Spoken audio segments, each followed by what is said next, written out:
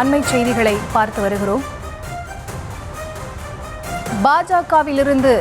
பாஜக கூட்டணியிலிருந்து வெளியேறும் ஓபிஎஸ்ஸின் முடிவு அதிமுகவிற்கு பாதகமா என்ற கேள்வி எழுந்திருக்கிறது.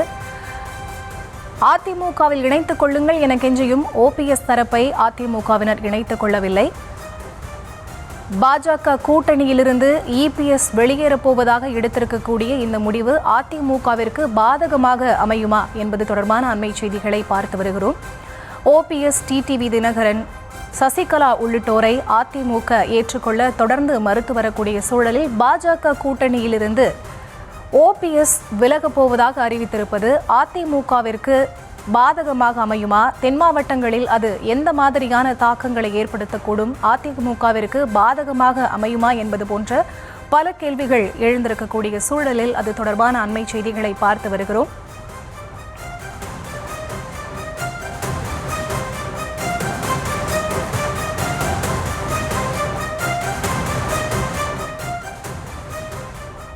இது தொடர்பான விவரங்களோடு இணைகிறார் எமது செய்தியாளர் ராஜேஷ். அவரிடம் பேசலாம். ராஜேஷ், தற்போது அண்மை செய்திகளில் பார்த்துட்டு வரோம். பாஜக கூட்டணியிலிருந்து ஓபிஎஸ் விலகப் போவது அதிமுகவிற்கு பாதகமாக அமையுமா? தென் மாவட்டங்களிலுடைய அதிமுகவினுடைய வெற்றியை ஓபிஎஸ் வெளியேறப் போவது பாதிப்பை ஏற்படுத்துமா போன்ற கேள்விகள் எழுந்திருக்கிறது. உங்களுடைய பதில். வணக்கம். தேர்தலுக்கு இன்னும் 8 மாத காலம் இருக்கிறது. இதில் பல திருப்பங்களை நாம் பார்க்கலாம் என்பதற்கு உதாரணமாகத்தான் ஓபிஎஸ்ஸினுடைய அந்த நேற்றைய முடிவு என்பது நமக்கு பதிவாகி இருக்கின்றது. நேற்று அவர் இத்தனை மாதங்களாக இருந்து வந்த தேசிய ஜனநாயக கூட்டணியிலிருந்து, அதாவது பாஜக கூட்டணியிலிருந்து வெளியேறுவதாக அதிகாரப்பூர்வமாக அறிவித்து விட்டார். அதோடு நில்லாமல் நேற்று தமிழக முதலமைச்சரையும் அவர் நேரில் சென்று சந்தித்து விட்டு வந்திருக்கின்றார். ஏற்கனவே காலையில் நடைப்பயிற்சிக்கு சென்ற போது அங்கு சந்தித்தார், உடல்நலம் குறித்து விசாரித்தார். அதோடு முடிந்தது என்றால் அது ஒரு நட்பு ரீதியாக அல்லது ஒரு நாகரிகம் கருதி அவரது உடல்நிலைக்காக சந்தித்தார் என்று எடுத்துக்கொள்ளலாம். ஆனால் அன்று மாலையே மீண்டும் அப்பாயின்மெண்ட் வாங்கி வீட்டிற்கே சென்று சந்திக்கிறார் என்றால் அதன் மூலமாக ஓபிஎஸ் யாருக்கு என்ன மெசேஜ் சொல்ல வருகிறார் என்பதை குறித்தும் நாம் ஆய்வு செய்ய வேண்டிய தேவை இருக்கிறது. தமிழ்நாட்டில் ஓபிஎஸ் ஒரு மிகப்பெரிய திருப்பத்தை, மிகப்பெரிய மாற்றத்தை உருவாக்கக்கூடிய பெரிய சக்தியா என்று கேட்டால் தற்போதைய சூழலில் இல்லை என்பதுதான் பதிலாக இருக்கிறது. காரணம், கடந்த கால தேர்தல் செயல்பாடுகள், அவரிடம் இருக்கக்கூடிய அந்த மக்கள் சக்தி போன்றவற்றை எல்லாம் வைத்து பார்க்கும்போது. ஆனால் அவர் மற்றவர்களுடைய, குறிப்பாக அதிமுகவினுடைய வெற்றி தோல்வியை நிர்ணயிக்கக்கூடிய சக்தியாக இருப்பாரா என்றால் அதற்கு தென் மாவட்டங்களில் ஆம் என்ற பதில்தான் வருவதற்கான வாய்ப்பு கூடுதலாக இருக்கின்றது. ஓபிஎஸ் அவர்கள் அதிமுக பாஜக கூட்டணியிலிருந்து வெளியேறி இருப்பதன் மூலமாக இது யாருக்கு சாதகமாக அமையப் போகிறது என்பதை பற்றி நாம் விரிவாக அலச இருக்கின்றோம். ஓபிஎஸ் பாஜக கூட்டணியில் தனக்கு உரிய மரியாதை இல்லை என்பதனால் அவர் அந்த கூட்டணியிலிருந்து வெளியேறுவதாக நேற்று அறிவித்திருக்கின்றார். தற்போது அவர் எந்த கூட்டணியிலும் இல்லை என்று அறிவித்திருக்கின்றார். ஒருவேளை ஓபிஎஸ் பாஜக அதிமுக கூட்டணியிலேயே இடம்பெற்றிருந்தால் அது தென் மாவட்டங்களில் குறிப்பிட்ட சமூக மக்களுடைய வாக்குகளை அந்த கூட்டணிக்கு கொண்டு சென்று சேர்ப்பதற்கு ஒரு வலுவானதாக அமைந்திருக்கும் என்று சொல்லப்படுகின்றது. ஆனால் அவர் தற்போது வெளியேறிவிட்டார். டிடிவி தினகரனும் அதிமுக பாஜக கூட்டணியில் இருக்கிறாரா இல்லையா என்பது தற்போது வரை சந்தேகமாகத்தான் இருக்கிறது. தொலைக்காட்சி பெட்டிகளில் இபிஎஸ் பேசும்போது அதை காலம்தான் முடிவு செய்யும் என்று சொல்கின்றார். அப்படியானால் அவர் கூட்டணியில் இடம்பெறுவது உறுதியா இல்லையா என்பது குறித்து தெளிவான பதில் எதுவும் கிடையாது.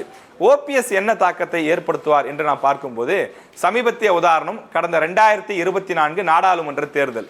அந்த தேர்தலில் ராமநாதபுரம் நாடாளுமன்ற தொகுதியில் அவர் போட்டியிட்டார். 2ஆம் இடம் வந்தார். முதலிடத்தில் திமுக வேட்பாளர் 5.5 லட்சம் வாக்குகள் பெற்றிருந்தார். ஓபிஎஸ் 3.5 லட்சம் வாக்குகள் பெற்றிருந்தார். அந்த தொகுதியில் அதிமுக 3ஆம் இடம் பெற்றிருந்தது. கிட்டத்தட்ட வெறும் 1 லட்சம் வாக்குகள் மட்டுமே பெறக்கூடிய சூழலுக்கு தள்ளப்பட்டிருந்தது. அதே போல டிடிவி தினகரன் தேனியிலே போட்டியிட்டார். அங்கும் அவர் நல்ல வாக்குகளை பெற்றிருந்தார். அதிமுகவை விட கூடுதலான வாக்குகளை பெற்றிருந்தார். இன்னும் ஒருபடி மேலே சென்று 2021 தேர்தல் சட்டமன்ற நிலவரங்களை நாம் எடுத்து பார்க்கும்போது அதிமுக பல தொகுதிகளில் தோற்பதற்கு டிடிவி தினகரன் காரணமாக இருந்திருக்கிறார். நாம் அந்த புள்ளி விவரங்களை எடுத்து அப்படியே ஒப்பிட்டு பார்க்கும்போது திமுக அதிமுகவுக்கு இடையே இருக்கக்கூடிய அந்த வாக்கு வித்தியாசம் என்பது டிடிவி தினகரன் வாங்கியிருக்கக்கூடிய வாக்குகளோடு பொருந்துகின்றது.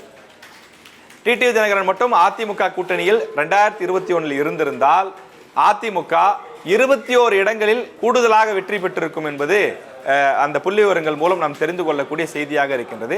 எனவே தென் மாவட்டங்களில் பெரும்பான்மையாக இருக்கக்கூடிய ஒரு குறிப்பிட்ட சமுதாயத்தினுடைய அந்த வாக்குகளை இழக்கக்கூடிய நிலைக்கு சென்றாலும் கூட அதிமுகவினுடைய பொதுச் செயலாளராக இருக்கக்கூடிய இபிஎஸ் தொடர்ந்து அந்த நிலைப்பாட்டில், அதாவது சசிகலா, ஓபிஎஸ் மற்றும் டிடிவி தினகரன் ஆகிய 3 பேரை கட்சிக்குள் சேர்ப்பதில்லை என்ற நிலைப்பாட்டில் உறுதியாக இருக்கிறார். அவர்கள் மூவரையும் சேர்த்தால் வரக்கூடிய சாதக பாதகங்களை விட சாதகமே அதிகம் என்று அவர் தரப்பில் இருக்கக்கூடியவர்கள் சொன்னாலும் கூட அவர் தொடர்ந்து ஏற்க மறுக்கிறார். அவர்களை மூவரையும் சேர்த்து கொண்டால் நமக்கு தென் மாவட்டங்களில் கூடுதலாக வெற்றி வாய்ப்பு கிடைக்கும், பல தொகுதிகளில் நாம் வெற்றி பெறலாம்.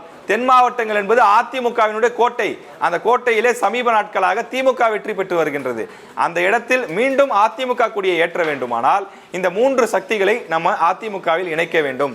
அப்போதுதான் முக்குளத்தோர் வாக்குகள் வெளிப்படையாக நமக்கு வந்து சேரும் என்று அவரது ஆதரவாளர்கள் பலர் சொல்கிறார்கள். ஆனாலும் இபிஎஸ் அதனை தொடர்ந்து நிராகரித்து வருகிறார். அவர் தரப்பில் என்ன யோசிக்கிறார் என்று நாம் விசாரிக்கும் போது, இந்த மூவரையும் நாம் உள்ளே சேர்த்தால் அவர்கள் எப்போது வேண்டுமானால், இவர்கள் சொல்வது போல மூவரையும் உள்ளே சேர்த்து ஒருவேளை அதிமுக ஆட்சிக்கு வந்துவிட்டாலும் தொடர்ந்து 5 ஆண்டுகள் நிம்மதியாக ஆட்சி நடத்த முடியாது. இந்த 3 பேரும் எப்போதும் குடைச்சல் கொடுத்து கொண்டே இருப்பார்கள். அதற்கு உதாரணம் தான் 2017 டிடிவி தினகரன் தொடர்ந்து இபிஎஸ் ஆட்சிக்கு குடைச்சல் கொடுத்து கொண்டேதான் இருந்தார். ஒரு கட்டத்தில் நாங்கள் என்னுடைய ஆதரவு எம்எல்ஏக்களை எல்லாம் கூட்டிக் கொண்டு வெளியே செல்கின்றேன், நீ எப்படி ஆட்சியை நடத்தி விடுகிறாய் என்று நான் பார்க்கிறேன் என்பது போல அவர் சென்று விட்டார். 17 எம்எல்ஏக்கள் வெளியே சென்று விட்ட பிறகு ஆட்சி நிலையாக நடத்த முடியாத ஒரு சூழல் ஏற்பட்டது. அதன் பிறகு இடைத்தேர்தல்கள் நடைபெற்றது. அந்த சம்பவங்கள்லாம் வரலாறுகள்லாம் இருக்கின்றது. எனவே அது போன்ற ஒரு நெருக்கடியான நிலை எனக்கு தேவை கிடையாது. அவர்களை சேர்த்தால் பலம் கிடைக்கும், ஓகே. ஆனால் அவர்கள் எனக்கு முழு ஆதரவாக இருப்பார்களா, என்னை தலைவராக ஏற்றுக்கொள்வார்களா, மற்றவர்கள் கொடுப்பது போல நிபந்தனையற்ற ஆதரவு கொடுப்பார்களா? கொடுக்க மாட்டார்கள். எப்போது வேண்டுமானாலும் மூவரும் ஒரு உட்கட்சி கூட்டணியை சேர்த்துக்கொண்டு தென் மாவட்டத்தில் இருக்கக்கூடிய எம்எல்ஏக்களை எல்லாம் இழுத்துக்கொண்டு தேவையில்லாத குழப்பத்தை கட்சியிலும் தொடர்ந்து ஆட்சியிலும் ஏற்படுத்தி கொண்டிருப்பார்கள். எனவே வாழ்வோ சாவோ, சரியோ தவறோ, தொடர்ந்து தனியாக நின்று நமக்கு தன்னை தலைவனாக யார் ஏற்றுக்கொள்கிறார்களோ அவர்களை கட்சியில் வைத்து கட்சியை வழிநடத்தி செல்வதுதான் சிறப்பானதாக இருக்கும். இந்த குழப்பமான சூழல், இது போன்ற விஷயங்களுக்கெல்லாம் நான் செல்ல விரும்பவில்லை என்பது இபிஎஸ் தரப்பினருடைய வாதமாக இருக்கின்றது.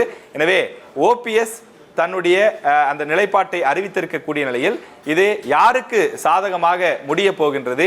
டிடிவி தினகரனையாவது அந்த கூட்டணிக்குள் சேர்ப்பார்களா, அல்லது அவரையும் வெளியேற்றிவிட்டால் ஓபிஎஸ், சசிகலா, டிடிவி தினகரன் இவர்கள் மூவரும் சேர்ந்து 2026 எடுக்க போகின்ற நிலைப்பாடு என்ன என்பதையெல்லாம் நாம் பொறுத்திருந்து பார்க்க வேண்டும்.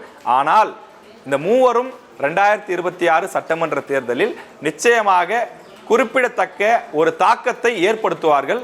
அது யாரோ ஒருவருடைய வெற்றிக்கு பயன்படலாம், அல்லது யாரோ ஒரு தரப்பினருடைய தோல்விக்கும் பயன்படலாம். அவர்கள் மூவரும் எந்த கூட்டணிக்கு செல்ல போகிறார்கள், அவர்களுடைய அரசியல் கணக்கு என்னவாக இருக்க போகிறது, யார் யாருடன் சேரப்போகிறார்கள் என்பதை பொறுத்துத்தான் இந்த 2026 சாதக பாதகங்கள் அமையும் என்பதில் மாற்று கருத்து இல்லை.